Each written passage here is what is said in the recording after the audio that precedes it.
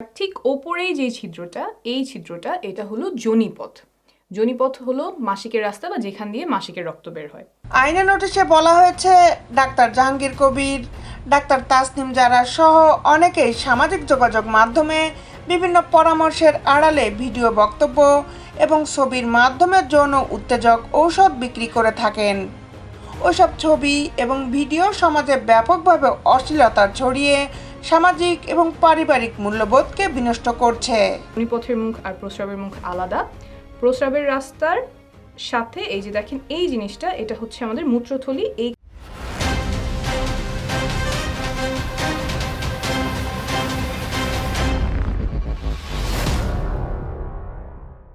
বিস্তারিত নিয়ে আপনাদের সাথে আছি আমি শামীমা সুলতানা। জাতীয় নাগরিক পার্টির জ্যেষ্ঠ যুগ্ম সদস্য সচিব ডক্টর তাসনিম জারার বিরুদ্ধে অশ্লীলতা ছড়ানোর অভিযোগে ব্যবস্থা নিতে আইনি নোটিশ পাঠিয়েছেন এক আইনজীবী। একই সঙ্গে ব্যবস্থা নিতে বলা হয়েছে ডক্টর জাহাঙ্গীর কবিরের বিরুদ্ধেও।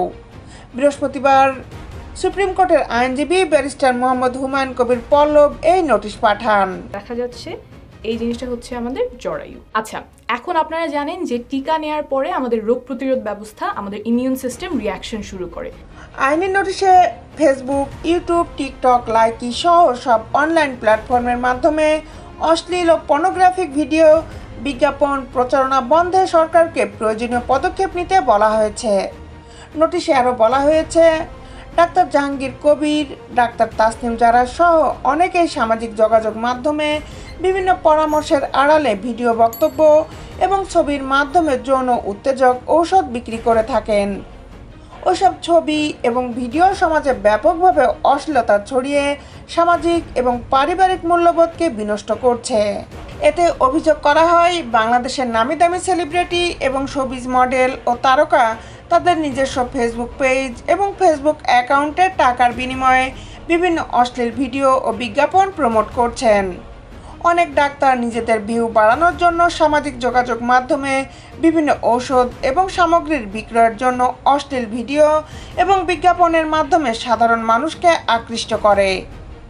অবিলম্বে সংশ্লিষ্টদের বিরুদ্ধে আইনগত ব্যবস্থা গ্রহণ না করলে ল অ্যান্ড লাইফ ফাউন্ডেশন জনস্বার্থে হাইকোর্টে রিট করে যথাযথ আইনি পদক্ষেপ নেবে বলে নোটিশে জানানো হয়েছে।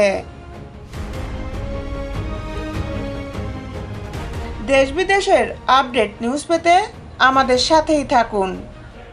Justice television, Dhaka.